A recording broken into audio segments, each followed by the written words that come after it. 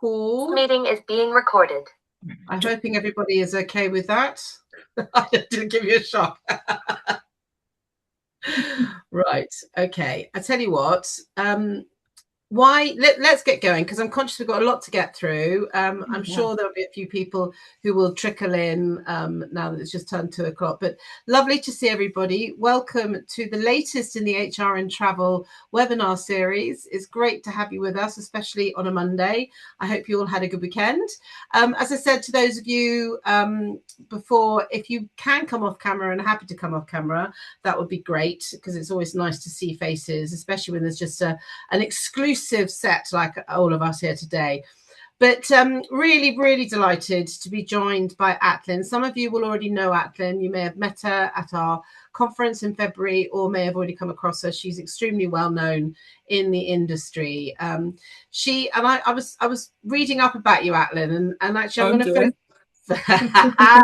there's so much information out there online. But I think, obviously you're doing a lot of different work. You're very fractional at the moment, but I think the real focus here is the work and the you do with your company, Communicate Inclusively.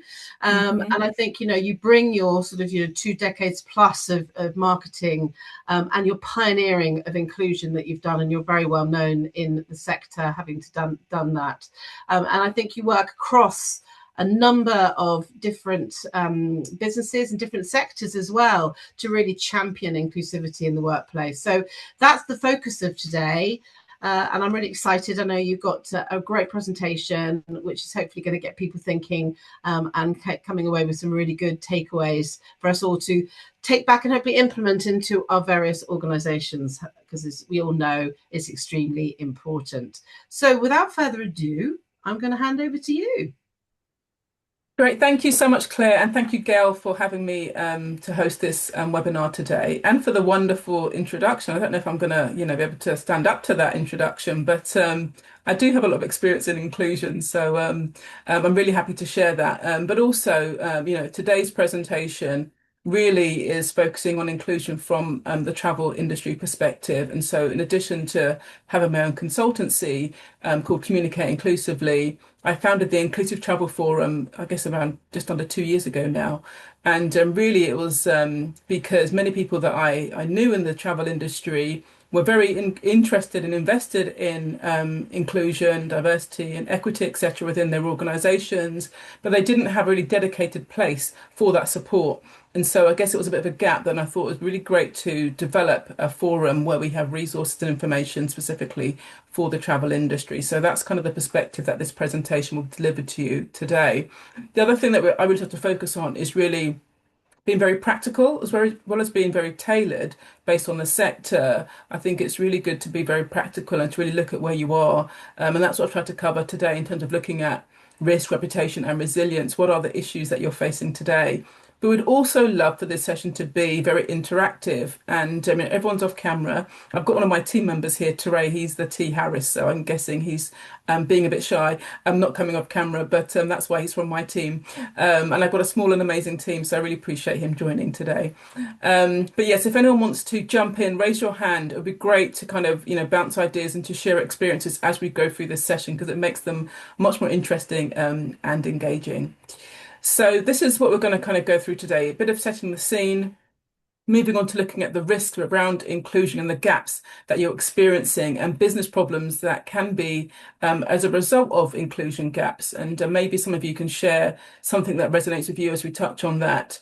Looking at an infrastructure model and how you can build inclusion as infrastructure within your organization. So it's not a bolt-on, but it can be really beneficial in terms of dealing with some of the challenges that you're facing. And as I mentioned before, really moving from intention to practice, practical steps you can take in everyday HR, yourselves and your team members. And then I'll just finish a little bit more on the Inclusive Travel Forum and the ongoing support we can provide, alongside obviously HR and Travel, which does an amazing job of supporting you as well. So let's get underway and do the scene setting. So right now is an extremely unusual time in all sectors, but particularly in travel. And I guess as a HR professional, you're right in the middle of that perfect storm. Okay, so in terms of dealing with those geopolitical disruptions, Many of you may be impacted by the flight changes, customers wanting to make changes as well, how that impacts your teams and your organizations financially, but also the people having to deal with those queries and those constant changes. I know from Gail that AI is a big thing and it's been spoken about quite a lot in terms of HR. But again, how is it impacting you in terms of, having to change your systems and processes, having to upskill your teams, maybe having to reduce headcount? There's a lot you're having to deal with from a HR perspective with regards to AI. And then we love a change in regulation, and you guys have got lots coming your way at the moment. And so the Employment Rights Act, not just one wave, a couple of waves you're going to have to be dealing with. I guess you've had quite a bit of time to prepare for it, but even still, in terms of, adjusting your systems that you have, educating, your teams, it's a lot to deal with. And then the talent squeeze in terms of, recruiting and finding the right people. It's not as easy as people think. And so I know in the travel industry, it can be very difficult and challenging to find the right people. And so recruitment is also something that I'm sure you guys are all dealing with. But I don't have to tell you, you know this better than I.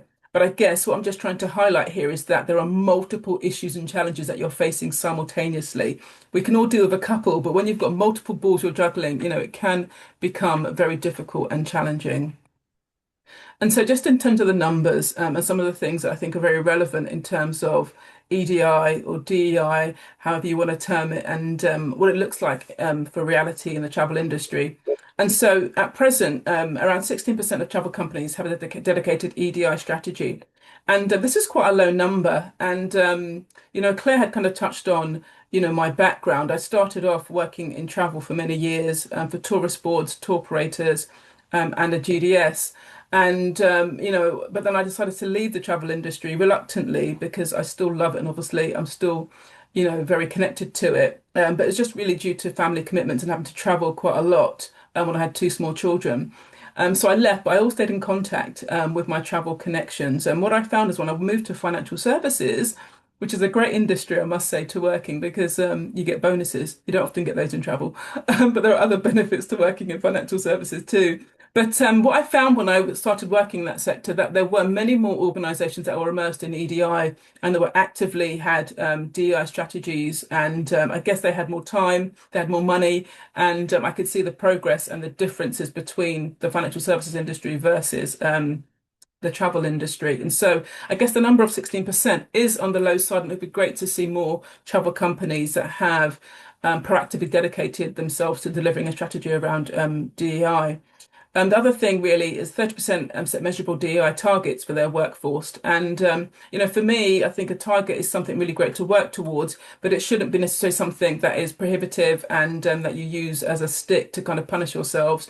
But I think if you know where you are and you've got data to work with, it's really helpful to see the great progression that you're making and to be able to assess whether the steps you're taking are being effective.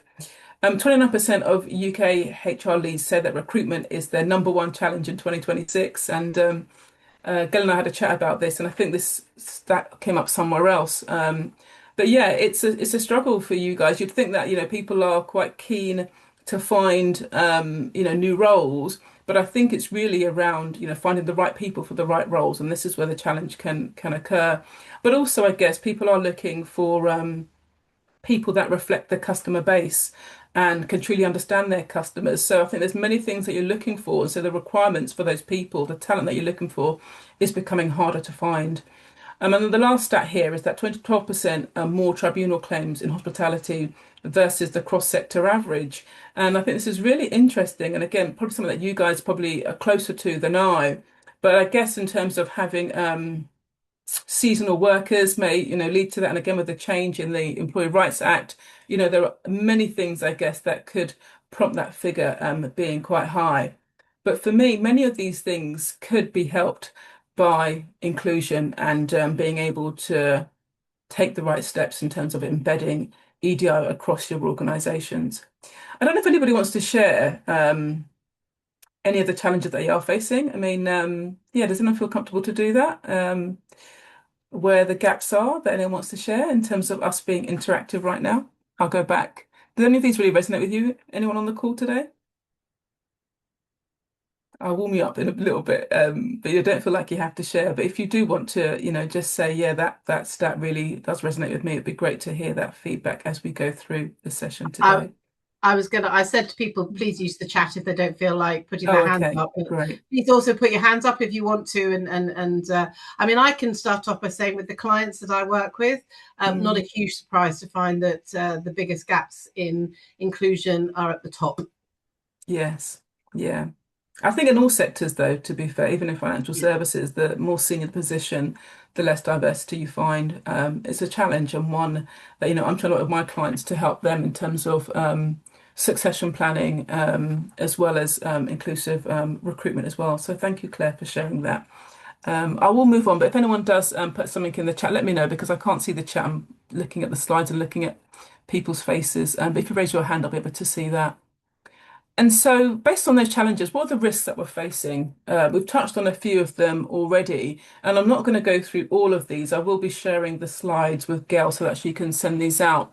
But again, some of these may resonate with you. So we spoke about, the workforce impact, and we just spoke about the diversity of more senior positions. But employees from underrepresented groups are more likely to leave, inflating recruitment costs. And so, how do we maybe look at creating that sense of belonging and inclusion so that there are less people leaving the organization and reducing your recruitment costs and hopefully enabling people from diverse backgrounds to be able to progress to those more senior positions.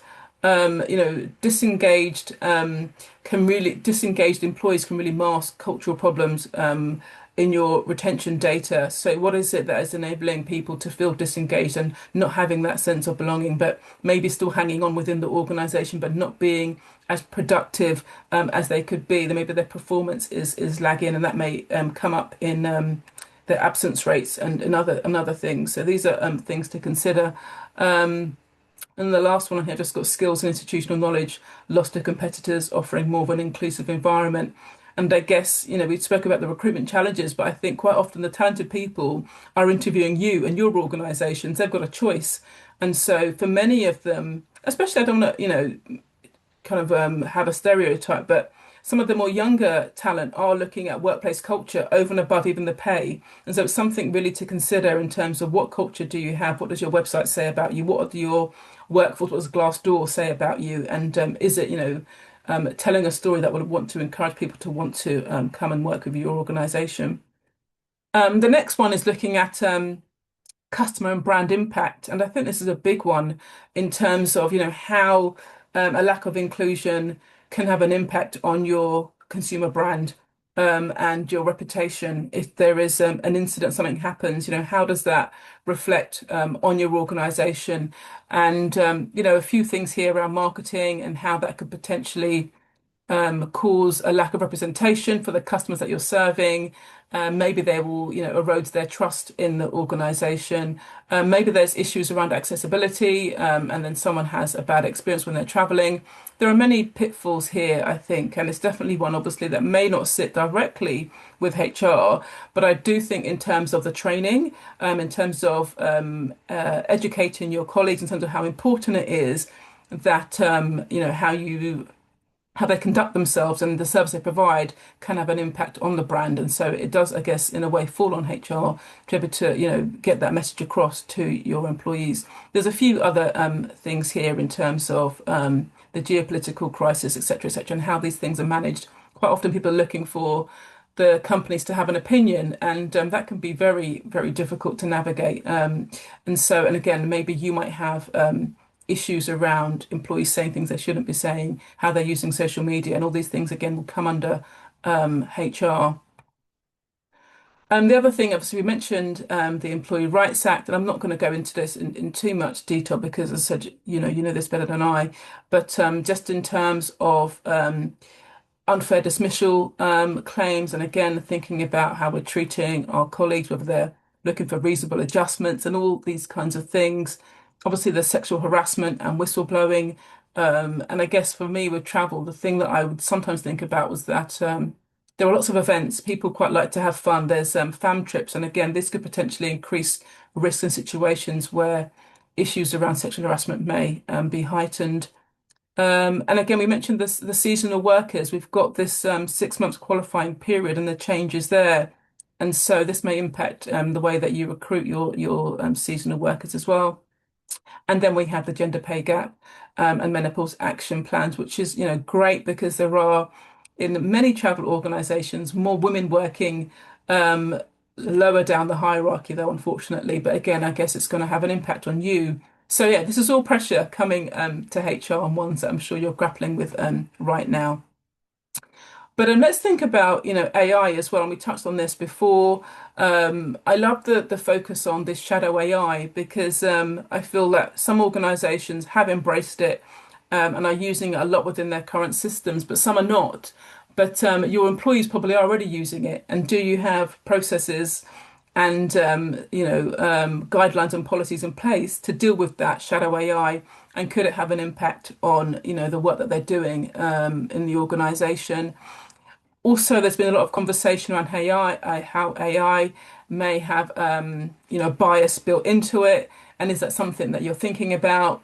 And the other thing, I guess, is reskilling and the skills gap for people and colleagues. Some underrepresented groups may not have the level of AI skills that they may need, and again, that will fall on HR. I'm not going to go into all of these, but again, I'm sure these are things that you're grappling with. I'm hoping that the next few slides that I talk through will hopefully give you some insight into how taking an inclusion lens could potentially highlight and support you with these challenges. And again, if anyone has raised their hand or put a comment in the chat that wants to share, again, something that they're dealing with and that this resonates with them, please do jump in. It'll be great to hear your thoughts. And so this is the question, where are inclusion gaps showing up in your organization?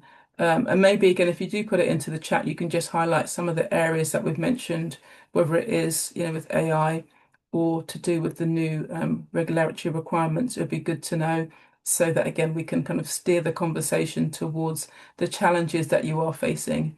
Because hopefully we have got some positive things that we can do about it. And that's the whole point of you joining the session today. But I just wanted to frame some of the things that we're going to be looking at. Because what we really want to think about is the gap between activity and impact. And for me, as an inclusion consultant, I quite often see a lot of organizations doing activity. A lot of activity is around EDI, but where is that having an impact within the organization? What we really want is to have an inclusion focus that is part of your infrastructure and does have an impact. And so on the left, you can see here some of the awareness things, and these are not bad things. They are really good things, but we need to use them as a way to build out the infrastructure and not just to focus on these activities, which can be sometimes surface level activities. So awareness campaigns and awareness months. Okay, so sometimes you'll have things like, Pride Month or Black History Month, which is great to bring awareness. But if the people identified within those groups don't feel that sense of belonging, it's a case of, well, where is the value in having that awareness campaign if we're not actually embedding processes where those people that we're highlighting feel part of the organization? If there are one-off training events, quite often organizations will start off with unconscious bias training, but it starts and ends there. There's not a follow-on. So how can we take that learning and embed it within the organizations? Maybe you have a D&I policy, which is great, but do we bring it to life? And how do we ensure that people who are referencing it and using it in their day-to-day work across the business? I'm not going to list all of the things down here, but you can see some of the other activities that take place. I really want us to focus on the right-hand column, which is the infrastructure. Let's look at the first one, to inclusion embedded in hiring, onboarding, and promotion processes.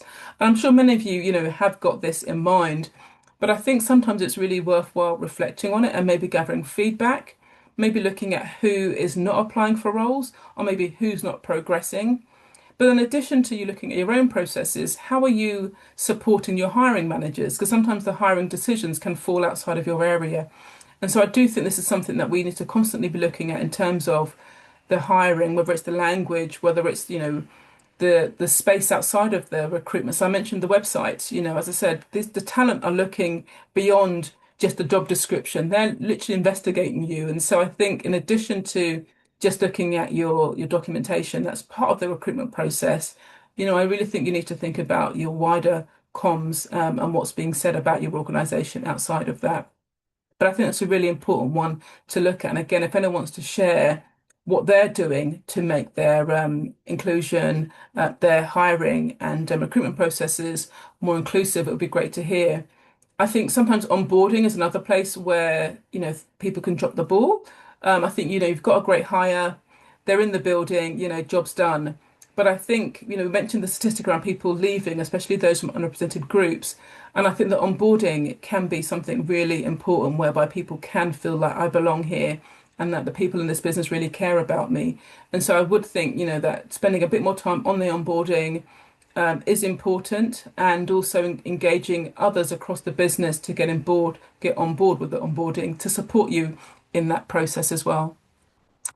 One other point I think is really important is the leadership accountability. That's the next point on here. And that quite often when it comes to EDI work, I find that it's often bottom up or it's middle managers that are doing a lot of the work. Now, for it to really feel authentic and that everyone really cares, there needs to be some top-down engagement, not just an endorsement, but actually your leaders taking active part in this. Maybe they're showing vulnerability by sharing their own lived experience. Maybe they're executive sponsors on one of your ERGs or your staff networks. And it can be difficult to sometimes get those leaders to want to be part of it. But I think what I do is quite often try to find an in that resonates with them. And so what I've found is, so for example, we've got our senior leaders who quite often can be middle-aged white men, not always, but can be, that sometimes they would resonate with a conversation around menopause because maybe their wives or their partners are going through that. And so I say that because I think sometimes when it comes to EDI work, people get it when it relates to them. And so I think if you can find topics that really resonate with your leadership teams, that can be a great way to engage them. It does take obviously getting to know them, but I think that's how I've used it effectively in the past. So again, it could be many things. It could be around mental health. Again, another thing that happened was one of our senior leaders had a son who was experiencing mental health challenges, and that was a great in for him to be able to share that with others in the business and to get them engaged in our EDI work. It's not the only way, but it can sometimes work very effectively if you interact with them and get them involved through a personal connection. The other thing is around consistency in terms of, especially those customer facing teams. Again, I would urge you to involve your customer facing teams in your inclusion work because that interaction with customers is so important. And, it could be around a question, as I mentioned before, around accessibility. It could be that they're looking on the website for information around accessibility, but it will be those teams, the marketing teams, that your travel providers, your sales teams that are dealing with that. Now, if they're not understanding the full extent and the importance of inclusion, whether it is around race, religion, etc., then that may not come across when they're trying to sell the product or when they're talking to customers. And so I think really engaging with those teams and sharing how important they are in terms of your culture around inclusion is extremely important because one fail can have, as I said before, a detrimental impact on your brand and your reputation. I kind of touched on this with regards to product and marketing. It's a similar thing, but I guess it's around designing experiences or designing your product with everybody in mind. You know, who is missing in terms of the product that we're selling? Who would this maybe not suit? If we're a same-sex couple, would this hotel be suitable for them? Have we really thought about that in our research and our due diligence processes? And again, I think this is something that, HR can support those teams by just reminding them that of the impact it can have, but also the benefits it will have for the organization when you get it right. This one around data and measurement can sometimes be difficult for people to implement if they don't have those processes in place already. But perhaps you do have a way of gathering data around the demographics for people who are joining your organization, and then you can track, where you are, maybe some of the gaps that exist. Because I do think when it comes to EDI, there is a requirement to be more accountable and to show the ROI. Why are we doing this? That's what your leader's going to ask you. And if you have data, it can be a great way to back up what you're doing. And so you can say, we can see that, across our leadership team, we have got gaps in terms of, representation. And so, we would like to, within our marketing or within our recruitment processes, find ways to attract those particular people. And then when you do, you've got the data to say, right now, we can see that we're 50-50 when it comes to, male or female, or we can see now that our pay gap has reduced. It's a good story to tell. but unless you capture the data, you can't tell that story. And so I would urge you, if possible, even if you're just starting off, to think about the data points, because a year or two down the road, it's really good to show your leadership team or your boards that you have made progress and the benefits it's going to have towards your organization. I think it's a double win if you can have data that is related to your customers. Because obviously, as commercial businesses, it's extremely important that we talk about inclusion from a commercial standpoint, that it's not just a good thing to do, but it makes business sense. So maybe again, you might be capturing data around the type of experiences or the type of requests that people are making. So if people are requesting more accessible rooms, and you can track that, and then you can say that, we've started to our product offering, we've increased the number of hotels and the number of accessible rooms that they have. Again, but you can use it's being utilized. Again, it's showing that, we're adjusting our product, but it is benefiting our customers, and we can see that our TripAdvisor ratings are up. Those are the kind of metrics that can have a real impact and kind of link back to your inclusion work. And the last one here, I guess, is something that I'm thinking all of you would really understand why it will benefit you, is the shared ownership. What I find with EDI is sometimes it can just sit with one or two people who care about it a lot. And maybe you've got a staff network, maybe you've got an EID, but maybe you don't. And quite often it can sit within HR. And that can be a bit of a burden at times, if I'm honest. And it can mean that there isn't that consistency in terms of what you're doing. But if you can share it and really educate your teams, whether it is, your marketing, your operations, your product, customer service, around how inclusion relates to them and their roles, it means that it doesn't just sit with HR. It means that it sits with everybody and everyone understands why it's really important. It could even be in relation to your fam trips or your press trips. And I've seen more of this more recently, where or your influencer that you use, and that why don't we have someone in a wheelchair to go and do a press trip or to do a fam trip so that they can report back on that. That would sit within a different team, but again, it would have such a benefit, not only for the marketing and the PR, but also from a customer service perspective.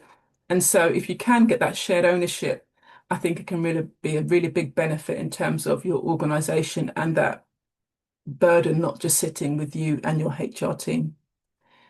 Okay, I've spoken a lot. I'm going to have a bit of a breather because it would be great to hear your thoughts. Do any of these things resonate with you? And where do you think you are on your journey? Do you think you're at the activity stage, or do you think you're at the infrastructure stage?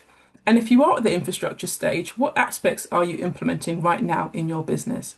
I'm going to stop sharing for a minute because it'd be really great to hear some feedback, because I'm sure you are tired of hearing my voice after 30 minutes. Any thoughts from anyone that wants to dive in and share anything there? We've got a few So things in the chat, Claire. What's we that? we are probably at the Oh. activity stage. It's something that we are really kind of keen and passionate about, but it's something we're wanting to really introduce. So we are at the beginning. It's something I'm really passionate about. So it's really, really good to jump on this session and learn more about it so I can then implement it in the workplace. Great. Thank you so much. Is it Leah for Leah, sharing yeah. that? And one thing I would say is that you can't do it all, right? And Yeah. so, and this is why I guess I'm asking the question in terms of what resonates or what feels like it could be a good starting point. Because quite often the fail can be that you're very passionate about this, as we all are, and then we try to do many, many things, maybe too many things. And I would always urge you to start with maybe one or two areas that you think are a priority for your business, or you can see the biggest gaps, and then really double down on those. And then when you feel you've made good progress, then moving on to something different. So don't let your passion mean that you take on too much. I Yeah. think start small, and that's a really good thing to do. But thanks for sharing that, Leah. So it's worth as well maybe asking what the employees want as well, what they would like Hmm. to see. Would that be a good Yeah, start too? yeah, I do think that's a really good thing. And what I've found can work quite well is like focus groups or listening circles, so that you can actually hear. Quite often we jump to surveys and polling, which are great. But in terms of, for me, some of the best feedback has been from focus groups, and especially if they are focused on a particular area of the business that we think is an issue, you can get really good insights from that as well. I don't know, did Um, I upset, did it I can, upset Leah? I yeah. think she Well, left. I think she's dropped off. Actually, I'm sure she'll try and get Yeah. back in. But actually, that she was talking about measurements and stuff, and I think we've sort of touched on that. But Sam's asked the question. Sam, feel free to ask it out loud, or come off mute. But she was talking about, and you've just mentioned a few of those activities to recommend starting with that would have really good impact. And I think taking on board what you were just saying about starting small or something that you're really passionate about. Have you got any really good examples of something you've seen that's quite simple that actually does make a really strong impact at the beginning? Yeah, I think one of the things that I touched on was the onboarding process. And one of my clients I've worked with recently, they had an issue with people leaving after just a year. And you put all this effort and time into the recruitment phase, and it feels like quite a hit if they don't stay with you. So they looked at their onboarding process, and what they decided to implement was, in addition to obviously all the training and everything, was a buddy system, so that they had a buddy to work with them and to be there, that you can ask those awkward questions. And they found that made a big difference in terms of the feedback from new starters, that they didn't feel isolated, they didn't feel alone, that they had someone. That buddy was outside of their team. Quite often, the person that you would be buddied with or you turn to is someone within your own team.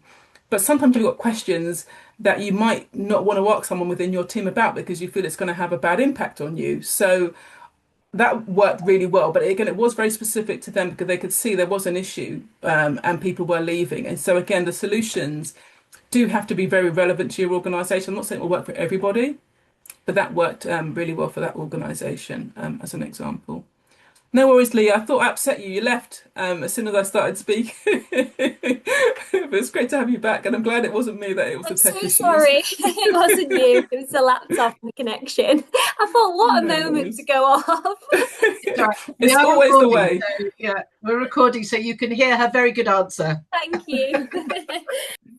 Brilliant. Okay. Anything else, Claire? But I can go back to my next Yeah, I slide if mean, there's anything I else. think I just want to pick up. I mean, you talk about, I think, data is, and we heard this at our conference, and we all know that to really help influence decision makers within our businesses, for those of us that maybe don't have that seat at the table, in at a more senior level, is how those measurements, right? So how do you get that data, and what's the best way of, have you come across any things that you think are really metrics that are particularly impactful, particularly if you are looking at that kind of pale, stale male sort of top of the thing who, thinks doesn't resonate with them. It's not a lived experience for them.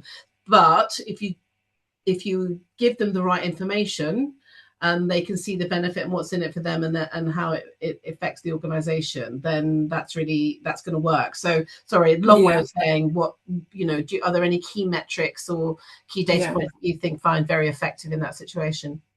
Yeah, I mean, if it's around the diversity of the organization, I would definitely recommend, collecting some basic demographic data.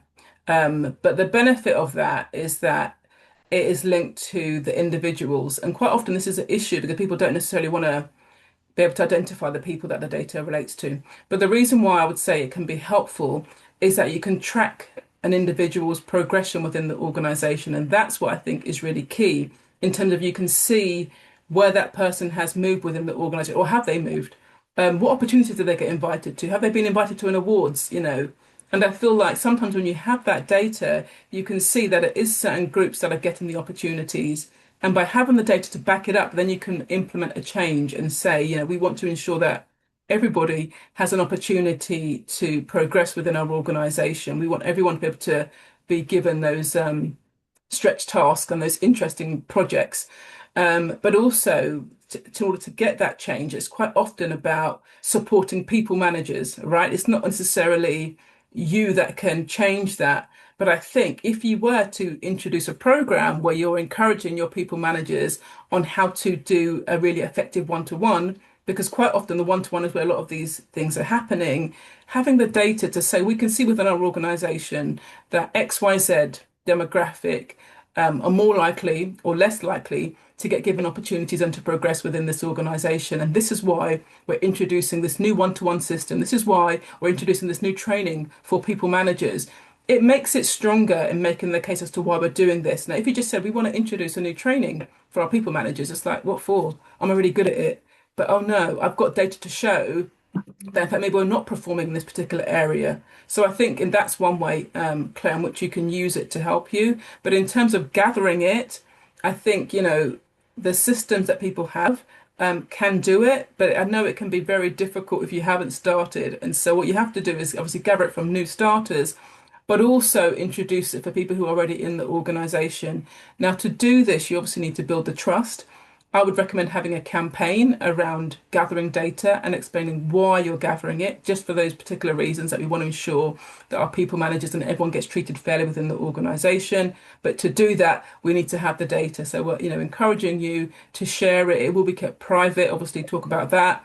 That, even if they complete it, which is what we want a 100% completion rate, but you can say prefer not to say. So sometimes people feel like I just don't want to fill it in. It's like you can still fill it in, but if you choose not to say, what your sexual orientation is, that's absolutely fine. And that's one of the ones that's quite high alongside disability. That's another one that people tend to not want to disclose. The other ones people tend to not worry so much. I would also urge you to keep the data requirements as limited as possible. Try not to ask for their whole life story. Just some of the key data points that are really going to try to help you, in terms of understanding the diversity within your organization. I think one thing that works quite well in travel is around social mobility. And this can be around, normally one key question or two key questions around the occupation of your parents when you were 14, or whether you received free school meals. And again, it's not such I know that people want to hide per se, but I think conversations around social mobility and your class and your background, people can resonate with that, right? People can understand it, and so that can also be quite a good starting point, a safe one that can get people on board with understanding why it's really important to talk about this. And I think in travel there is quite a mix of people from different social classes, if you want to call it that. And so again, it can be really beneficial to have this conversation to show and explain that someone who maybe hasn't got a network, someone who doesn't have someone who can give them work experience, someone who maybe doesn't speak with a posh accent may have limits, and it could be their own limiting, as well as obviously organizational. They wouldn't know what spoons and knives to use when going to these events. And these are some of the things that people can be like, oh, I understand that, rather than sometimes talking about things like race or other things that can sometimes be a bit difficult. And so sometimes if you're starting the journey, start with an area that people can relate to, because I think being relatable when it comes to EDI can also ensure that people are on board and are interested in the conversation, and then moving on to maybe the more difficult conversations later on. But the other thing that we did when we were gathering data, in addition to having this campaign and building trust, was that we had a charity, an organisational charity, and we said, for every, I don't know, 10% of people that complete it, we're going to make a donation to this charity. And again, it kind of made it a bit of a competition then. Like, we really want to give this charity as much money as possible, but it's linked to the completion rate for this demographic information. So if there are other ways of encouraging people, outside of, because it's a good thing to do and because we need it to make our business better, I think that can also increase your engagement rates as well. But I know it's something difficult. So if anyone wants any additional tips on how you can encourage uptake for those that demographic data, then that would be, I'm happy to help and support with that too. And Gail makes the point, quite rightly so, that the best workplaces in travel survey is also extremely good when it comes to mining of that data within your organisation. Excellent. Yeah, because that's the other thing, that many organisations have got data already. So I wouldn't necessarily think that you always have to start with new data. Sometimes it's really good to explore what you already have within your organisation, if there are any stories you can tell from existing information. And once you've done that, then to think about maybe, do we need to gather some new information? And I guess a lot of us will be working with HR systems as well, which might have a lot of that data already in there that we can again do a bit of investigation into. And a great question from Leah, actually, which is she wondered what common mistakes people made when it comes to DEI in the workplace.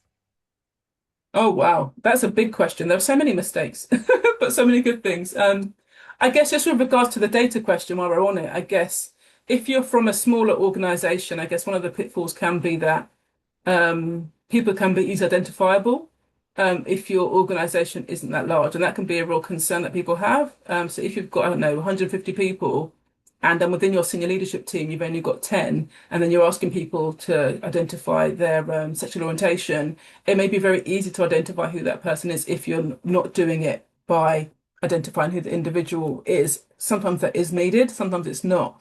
And so that can be a concern that people would have. And so you'll need to reassure them even more that only certain people are going to see that data. If you still want to proceed with gathering it, knowing that you've got a small base, reassuring people that only so named people are going to see this information. If you just say the HR team, again, there could be people that don't want to see that. But if you name the people, then I think that could be a great way to overcome that issue and challenge. But the other thing, I guess, is a problem or an issue can be doing D&I initiatives that are not relevant to people within your organization. And that's why I would say try to think about or, get some input first. So, for example, we're going to, I don't know, celebrate an awareness day, but there's no one in the business that actually it relates to. I'm not saying you can't do it, but as a starting point, I feel like you're missing a trick. I think it's really important to have things that people can get behind and can be really thinking, oh, great, I'm really pleased that our company celebrated Neurodiversity Awareness Week because I'm neurodiverse. And maybe they haven't even disclosed it to you, but they might feel more comfortable to disclose that they're dyslexic or they've got ADHD because they can see the company's done something about it. And so think about that relatability, I think, is really key as well. Okay, we'll have some more questions in a bit. I just want to track on because I've only got 15 minutes left. I don't know where all the time's gone. But I've touched on this already, but I just think from an inclusion perspective, from the Inclusive Travel Forum, we always look at kind of these three key areas. Your colleagues, which is where a lot of time and effort will go, and I guess a lot of your time and effort will go into this pillar in terms of looking at inclusive practice that has a positive impact on your colleagues and the people that you work with. We've also touched on customers, and again, that's another key thing for commercial businesses that are selling travel. It's important for you to think about inclusion from the customer's perspective. But the last pillar, and again, I think is really key, but sometimes doesn't always get that much of a focus and can sometimes fall under responsible tourism, is just in terms of the communities and how we impact them and what can we do to ensure that we've got ethical supply chains, how we would, encourage our customers to be respectful when they travel into these communities, etc. So just, again, a framework to think about when you're looking at your inclusive practice or developing a strategy or metrics, you may want to have things across these different pillars, but I'm guessing you probably would have more focus on the colleagues, slightly less on customers, and maybe just one or two areas that link to the communities that you serve as well, that you travel to. I mentioned a little bit about, succession planning and progression within organizations. And this just really gets you to think about inclusion across the employee life cycle. And we've spoken a bit about recruitment and retention, but these are just some of the things that you might want to think about. And I'm sure, again, many of you will know about this because this is what you do day in, day out. But again, within the slides, it might be helpful just to reference this in terms of, you're attracting, you're looking at your inclusive job descriptions, where are you placing that advert, checking for bias, especially if we're using AI recruitment tools, moving on to the hiring, are reasonable adjustments offered for interviews? Can people apply in different ways, or does it have to be a set form they fill in? In terms of the onboarding, we've touched on that quite a bit, but is there a culturally competent induction? And do people feel like, if, there are aspects of their personality and their background that is important to them, is it considered and is it important for this organization? And do they feel that at the beginning that it's going to be something that they can raise and they've got that level of trust? It's a day one psychological safety. I think it's really important that you think about that because sometimes if it doesn't start off well, it can just go downhill from there. This is your opportunity to give this person a great start, so just think about that. The development, equitable access to training. Does everyone get training opportunities? Or is it just the loudest voices? Oh, we've got a pot of money here for training, but only those who ask for it are going to get access to it. Or does everyone know that they can get access to that? What about mentorship and sponsorship? I've been able to progress in many of my organizations through, I guess, an informal sponsorship through some of the senior leadership team. But again, is that because I was able to have those conversations around the water cooler with that person and get that relationship going? Are there things that you can do to facilitate those voices who maybe are not so confident to set it up themselves, to help them to build a sponsorship or a mentoring or a shadowing as well? And then in terms of leading, the people managers can make or break someone's experience, and you may not even know about it. But a bad people manager can ruin someone's experience in your organization. So it's really important to think about how you upskill those people managers, how they have a safe space, maybe to talk amongst themselves about challenges they're facing, or maybe their accountability metrics within their own one-to-ones and their annual appraisals. Are they being asked about their inclusive leadership? Is that something that is mentioned within an expectation for your people managers? Okay, these are just some of the things to think about when it comes to inclusive practice that are way beyond awareness days, but can have a really big impact on the people that work in your organization. Okay, and we've kind of touched on this already, but it's the question around where are you focusing your inclusion efforts? And again, if anyone wants to share any gaps that you know you have and that you're focusing on, we've touched on data, but again, do pop it into the chat because it'd be great to really understand what is a priority for you right now. Where do you know you need to focus a bit more? Maybe some of the things that we've discussed are resonating and making light bulbs go off for you. I hope they are. We've touched quite a bit already on some practical things that you can do, but I know it can be quite overwhelming. I have got a resource I'm going to share with you later. If you email me, I'll send it to you. It's just an audit because I think I love an audit. I love being able to tick a box and be able to see, yeah, we're really good at that, but we're not doing that. And so, 5 actions that you can begin with. And people say, where do we start? Okay, this is some of the things that you can do in terms of building inclusion into your infrastructure. So the audit, really understand where you are before deciding where you go. Not just because it feels like the right thing to do or because so and so are doing it over there. Honest audit, and maybe it's just amongst your team. Maybe you do it by talking to your leaders, but thinking about some key touch points such as your hiring, your culture, customer experience, and leadership. Look for the gaps because this is a really good starting point, as I said, and people will notice if you think it's a gap, potentially others will think it's a gap too. And then when you identify it, be open and transparent, share it. We've identified this gap in our processes, we're going to be focusing on it. As you make the changes, get people to come on board with you and to help. So it's not just you guys doing it, that hopefully others are doing it. But then when you see the change, it's a good news story. So we love the terminology. Start with that low-hanging fruit. If there's a gap that's very obvious, it's always a great starting point. You can tell a good news story and then move on to the next. And people will be more inclined to follow you because they saw that you made a great difference with that first gap that everyone knew was there and that you've made a change in that area and you shared it transparently as well. This is other thing about the leaders is connecting your inclusion to business metrics. And I'm sure all of you have got business metrics, okay? Things that are important to the business and important to your board and to your exco, your SLT.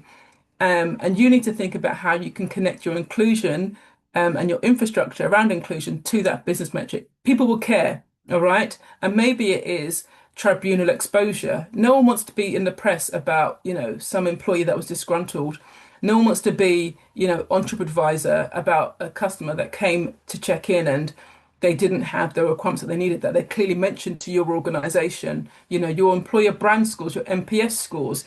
All of these things can be linked back to inclusive practice. And so think about that when you're deciding what you're going to do. Always think about connecting it to an existing business metric because people will wake up and listen to you and want to be part of that. Expand the ownership beyond HR. I'm sure you'd be happy to get others to be part of this, not just you. It helps to make it be sustainable, but also, it means that it will actually have an impact on the culture if more people are involved with it. Review AI and technology for bias. Again, this is a bit of a big one, but I think right now with the implementation of more and more AI tools, I think it's one to flag and to people to be aware of. Okay. And build a community of practice. So change accelerates when people share what's working, connect with your peers across the sector, which is great as to why you've got the HR and travel, because all of you can learn from each other. And that's one of the benefits also of the Inclusive Travel Forum. Our aim is to create a more inclusive travel industry.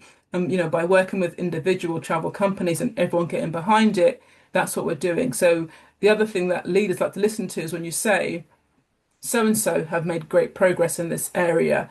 Their, commercial metrics are up. if we do that, then we can make a difference too, especially if it's your arch enemy, your main competitor, it's always a really good reference. But we are all in this together and we all want to make a difference. And so that community practice is also really key. So these are just some things to think about in terms of those 5 steps. And I think having these forums where we can talk about it together very honestly to say, we've got work to do in this area. And somebody might say, oh, we did that too. A year ago, we were on that at that point and we did X, Y, Z, and it really made a difference, especially if it's an organization that's similar to yours and you can really relate to. That community aspect is really important. The business case is so key, and I'm not going to go through all of these, but it will be in the deck when you get it, because I do feel like sometimes we've got to pitch as to why this is important to do, and then it's to make the business case. So I'll just leave that there. I'm not going to go into that so much because we are low on time, and I'd love to leave a few minutes for questions towards the end. I have mentioned the Inclusive Travel Forum. As I said, we are a collective of travel organisations, and our mission is to create a more inclusive travel industry.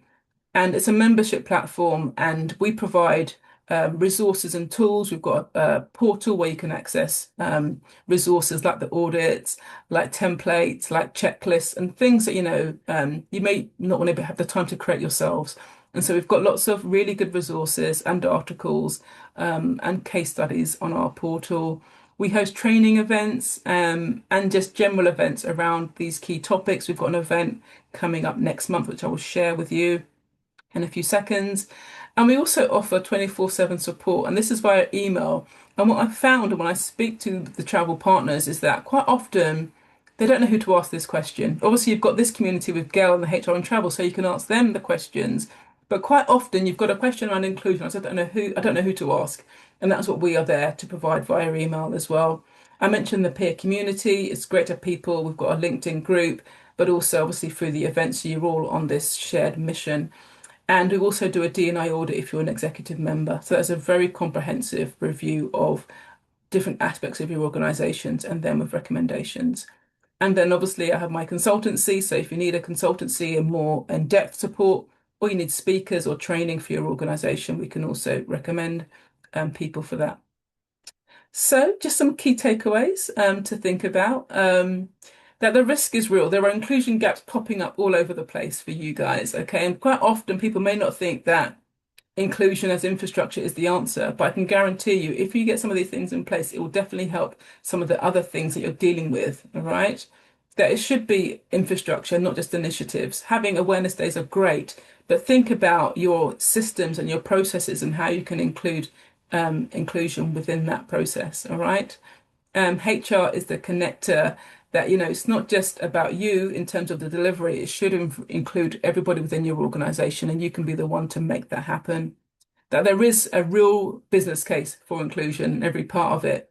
You need the metrics, you need to tell the story, but just think about how you can connect your business strategy with the work that you're doing, rather than it being a nice thing to do. That we need to remove that. It's not just a nice thing to do. It's actually makes good business sense and can make your organization a lot of money. You're missing out on people by not including them within your marketing and within your recruitment. But again, you don't have to do it alone. You've got HR and travel, you've got the Inclusive Travel Forum also to support you, and you've got each other. So this is the thing that I will send to you. It's this one-page self-assessment to really help you to decide where do we start, which is obviously quite often the key question. So if you email me, info@inclusivetravelforum.org, and we'll send it in the follow-up. I'll send it to you. I was going to do a fancy QR code and everything else, but I just thought, oh, I just can't be asked to do that. I've got the document, just email me and I'll send it to you. But it covers 20 questions around hiring, culture and belonging, customer experience, leadership, data and measurement, basically all the things we've covered today. And I've rushed through a lot of it. So I think this audit will be really helpful for you. If you want it, I'd be happy to share it with you. I do have one QR code. I just couldn't do another one for the thing. I've got another one actually after this. But yeah, if you want to find out more about the Inclusive Travel Forum, take a look at the website, or you can use this QR code. And one more QR code about the event I mentioned on the 24th of June. And it's happening in London at the St. Lucia High Commission. And we've got a panel of wonderful speakers, and we're talking about building inclusive destinations for the future. So it may not sit entirely with you, although we are talking about technology, which may sit with you, and the data we gather on our customers and their experiences, etc. and all these other things as well. It's going to be a great intimate event. About 50 people will be there. If you're interested, do have a look at the QR code. All right, let's see if we have any other questions. Now, I've rambled through my little final takeaways at the end there. Sorry You know, about rushing through that. I know, Atlyn, there's so much. This is such a huge topic, right? And you've done It an really amazing is. job in condensing it and given us some great tips. And obviously, everybody here will get copy access to the recording and to your slides. I think Leah put something in, which was I was thinking when you were saying some of the key areas that you're struggling with or focused on in an organization. And she says cultural awareness. So targeting to ensure that we're including everyone's cultures, religions, and backgrounds, and that's certainly something that I've done a lot of over the last couple of years with businesses I work with. So yeah, has anyone else got any questions for Atlyn or any comments they'd like to make? But I think it was a good point there. I think just one thing to add on that, I think the cultural awareness is so important. And, I've been with organizations who have done this, like, oh, it's South Asian Heritage Month, we're going to do a campaign around that.